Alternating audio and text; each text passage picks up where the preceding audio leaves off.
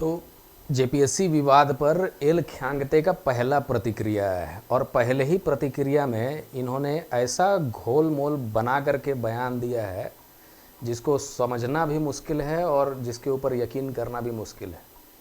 तो पहले एल ख्यांगते को लोग जो भी समझ रहे होंगे कि ये एक जेपीएससी में आकर के बहुत बड़ा रिफॉर्म करने वाले हैं, बहुत सुधार करेंगे, हम सब ने वही उम्मीद किया था, सारे छात्रों ने, सारे स्टूडेंट्स ने। तो पहली चीज़ तो इन्होंने उस उम्मीद को पूरा तोड़ा और अब इनका ये बयान और ये सब सुन करके ये कंफर्म हो गया है कि इन्हीं के देख रेख में सारा का सारा गड़बड़ी हुआ है। अब इनके भी ऊपर बॉस लोग होंगे, क्योंकि ये अपना बॉस तो हो नहीं सकते हैं, ये तो सरकार के आदमी हैं, इनके ऊपर भी बॉस होंगे, है ना। चलिए इनका पहले एक बार आप बयान जो है ना, चाहे तो जाकर के ये ईटीवी पे इन्होंने दिया है, ये लिंक भी अगर हमको बोलिएगा तो हम आपको दे देंगे, इस पर आज जा करके देखिए, अभी तुरंत जस्ट 10 मिनट पहले आया है। मैं वैसे भी बयान का विश्लेषण यहाँ पे थोड़ा सा आपको बता ही दूंगा कि इन्होंने क्या बोला और इनके इस कारनामे के वजह से अब छात्रों का भविष्य जो है किस तरह से अंधेरे में चला गया है, क्योंकि सारा एग्ज़ाम लगभग रद्द ही मान के चलिए और फिर से उसके ऊपर दोबारा एग्ज़ाम होने का चांसेस भी हो सकता है। चलिए उसके ऊपर बाद में बात करेंगे। पहले एल ख्यांगते ने क्या क्या बोला कि 14वीं जेपीएससी विवाद पर एल ख्यांगते से खास बातचीत, इन्होंने क्यों दिया इस्तीफा, ब्लैकलिस्टेड कंपनी के बारे में क्या बोले, एक शॉर्ट में अलग अलग चैनल ने भी इनके ऊपर ये सब निकाला है, ठीक है। तो ये इनका एक वीडियो इसमें डाला हुआ है क्लिप, आप जाकर के इसको भी चेक करके देख सकते हैं, क्योंकि ये मामला ये अपने भविष्य का है। नहीं, हमारे लिए तो वर्तमान है, भविष्य क्या। जेपीएससी के जो अध्यक्ष हैं इनसे जो सवाल कुछ कुछ पूछा गया, मैं शॉर्टकट में मैंने जो काम का है उतना ही बात आपको यहाँ पे बताते चलता हूँ। जैसे पहले इन्होंने बोला कि इस पे आपको जब इस पद पे लाया गया तो ये सब भरोसा था आपको, आपने क्यों ये सब भरोसा तोड़ा, उसमें उन्होंने गोलमोल करके जवाब दिया। दूसरा ये था कि किसी के दबाव में दिए हैं कि नहीं, तो बोला कि नहीं, दबाव में भी नहीं दिए हैं, ये मेरा स्टाइल नहीं है कि मैं दबाव में काम करूँ। इनका मैं आपको कच्चा चिट्ठा पीछे का भी मैं कुछ बताता हूँ कि कैसे इन्होंने ईडी वाले केस में हेमंत सोरेन का हेल्प किया था, है ना। तो उस पर भी हम लोग चर्चा पे बात करेंगे कि क्या ये करते थे। एनीवे, ओएमआर शीट की जो गड़बड़ी है उसके ऊपर इन्होंने, और जो बिना मेंबर के हस्ताक्षर के ये बाहर आया था उसके ऊपर इन्होंने ये बोला कि जेपीएससी रूल्स 2002, जो जेपीएससी का एग्ज़ाम कंडक्ट करने का जो रूल्स बना हुआ है, रूल्स ऑफ प्रोसीजर, उसमें कहीं पर भी ये नहीं लिखा है कि सिग्नेचर ज़रूरी है मेंबर्स का या मेंबर्स का स्क्रूटनी ज़रूरी है पीटी के रिज़ल्ट में। इन्होंने ये कहा कि जब रिज़ल्ट का अंतिम परिणाम आता है, फाइनल जो रिज़ल्ट होता है, सिर्फ सिग्नेचर का ज़रूरत उसके अंदर पड़ता है, बीच में किसी भी स्टेज में सिग्नेचर का ज़रूरत नहीं है। अब ये इन्होंने किस तरह से ये सब बात बोला है। दूसरा है ब्लैकलिस्टेड कंपनी को इन्होंने क्यों काम दिया, ब्लैकलिस्टेड कंपनी को ऐसा जिम्मेदारी क्यों दिया कि तुम एग्ज़ाम कंडक्ट करो, जबकि वो ऑलरेडी वो कंपनी जेएसएससी ही ब्लैकलिस्ट करके बैठी थी 2025 में। तो इन्होंने ये जवाब दिया कि हमने उनका पूरा जांच किया था उस कंपनी का। वैसे वो पूरा गोल मोल करके जवाब दे रहे हैं, क्योंकि उनका लगता है देखने से कि हिंदी उतना बढ़िया नहीं है, लेकिन फिर भी पूरा गोल मोल करके दिया। इन्होंने ईटीवी जो न्यूज़ एजेंसी है उसने थोड़ा ठीक करके यहाँ पे लिख दिया है ना, अदरवाइज उन्होंने पूरा घुमा के जवाब दिया था। उसमें उन्होंने बोला कि भाई जिस समय हम लोग चेक कर रहे थे उनके रिसोर्सेज को कि ये एग्ज़ाम कंडक्ट कर भी सकती है या नहीं कर सकती है, उस समय सब कुछ ठीक ठाक लगा। माने एल ख्यांगते कह रहे हैं कि उस समय सब कुछ हमको ठीक ठाक लगा था कि ये जो एजेंसी एग्ज़ाम लेने जा रही है ये बिल्कुल सही एजेंसी है। आपको मैंने कल ही एक इसका वेबसाइट दिखाया था, है ना, टीडीपीएल का वेबसाइट।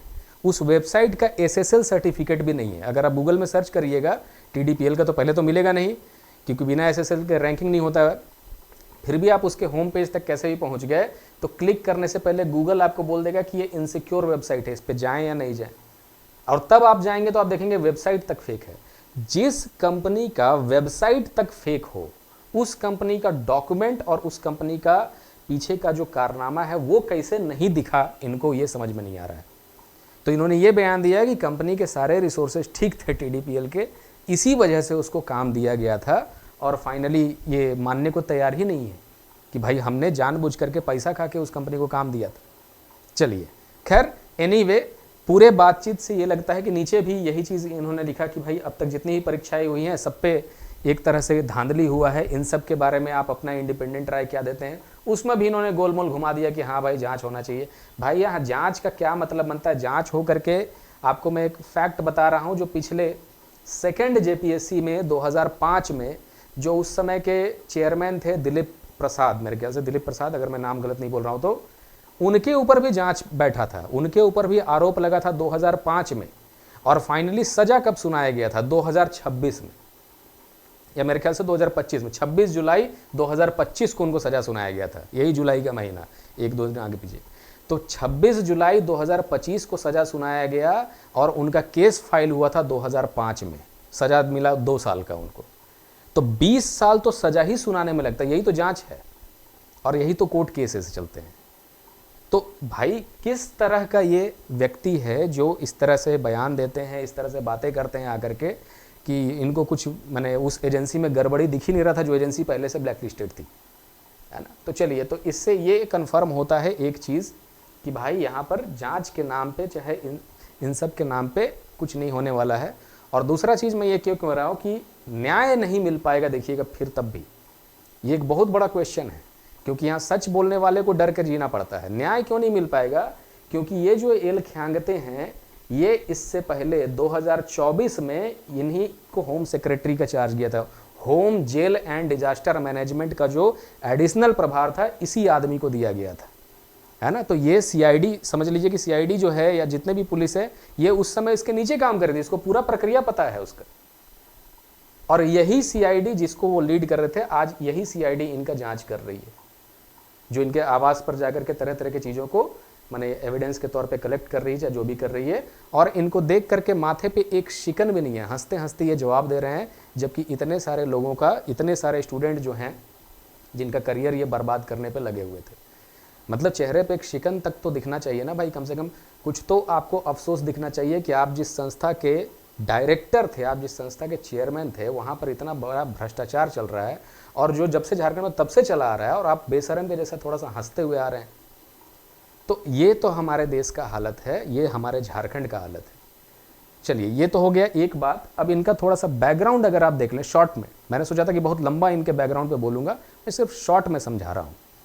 इनका टोटल जो करियर रहा है ख्यांगते का, लगभग 38 साल का रहा है ना, टोटल इनका करियर। क्योंकि ये 2000 के आसपास, माने जो अनडिवाइडेड बिहार रहा था, जब झारखंड नहीं बना था, उस समय इन्होंने करियर अपना शुरू किया था। बक्सर के डीएम थे ये उस समय, माने वो 2000 से पहले का बात है, बक्सर के डीएम। और हैं ये झारखंड काडर के, बीच में कुछ टाइम के लिए आगमुट काडर में इनका ट्रांसफ़र भी, अपना डेपुटेशन पे चले गए, सेंट्रल डेपुटेशन भी देखा इन्होंने, अलग अलग डेपुटेशन देखा है। और यहाँ भी इनको, तो इनके पीछे के पूरे करियर को, अगर 2024 के पहले के अगर करियर को आप देखिएगा ना, तो उसमें कोई भी उस तरह का दाग नहीं है, कोई भी उस तरह का करप्शन का केस नहीं आया है सामने। लेकिन जब आप 2024 से देखना शुरू करते हैं, जिस समय हेमंत सोरेन के ऊपर ईडी का शिकंजा कस गया था पूरा बढ़िया से, तो इनको आनन फानन में यहाँ का चीफ सेक्रेटरी बनाया गया था, यही ईडी वाले केस में।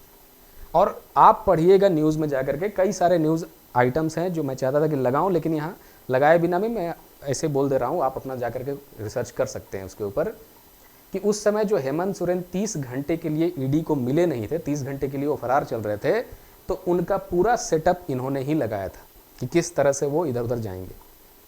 और फिर धारा 144 भी लगाया, जिसके कारण बहुत सारा माने जो जांच वगैरह में दिक्कत आना शुरू हो गया, उनके घर के आसपास धारा 144 लगा दिया था। और भी कुछ कुछ कारनामे इन्होंने किए। तो ये ईडी वाले केस में ये आए थे, और इनको अचानक से उस समय home, jail and disaster management, मतलब पूरा का पूरी झारखंड पुलिस का इनको बॉस बनाया गया था। उस समय होम सेक्रेटरी बने थे, और जो तत्कालीन होम सेक्रेटरी थे उनको अचानक एक ही दिन में हटा दिया गया, तुरंत इनको बना दिया गया, और अगले दिन से सारा का सारा जांच में इन्होंने अड़ंगा लगाया। और जब ये सब खत्म हुआ, तब ये आकर के जेपीएससी के अध्यक्ष बने, और जेपीएससी के जब ये चेयरमैन बने, तो चेयरमैन बनने के बाद इनका कारनामा ये रहा। ठीक, अब मैं डायरेक्टली इनको ब्लेम नहीं कर रहा हूँ, हो सकता है इनके भी कुछ आका या बॉस यहाँ रहे होंगे जो इनको करने के लिए ऐसा बोलते होंगे, लेकिन फिलहाल के लिए इन्होंने जो बयान दिया और ये सब जो हुआ, जो ये जांच ये सब चल रहा है, ये सब तो आखिरकार भविष्य से खिलवाड़ ही हो रहा है। और इसके लिए आंदोलन बिल्कुल होना चाहिए, जिस तरह से जंतर मंतर पे प्रोटेस्ट हुआ, उसी तरह का यहाँ भी प्रोटेस्ट होना चाहिए। वैसे अब देखा जाए तो बहुत कम लोग हैं प्रोटेस्ट में जो आते हैं, और देखते हैं कि आगे क्या होने वाला है। मैं एग्ज़ाम को लेकर के, कि आने वाले समय में एग्ज़ाम अब कैसे होगा, क्योंकि चेयरमैन तो है नहीं, तो कोई भी एग्ज़ाम अभी नहीं हो सकता है ना, और एग्ज़ाम रद्द होगा कैसे होगा, आने वाले समय में उसको लेकर के कुछ ना कुछ अपडेट मैं आपको देता रहूँगा। अभी के लिए थैंक यू।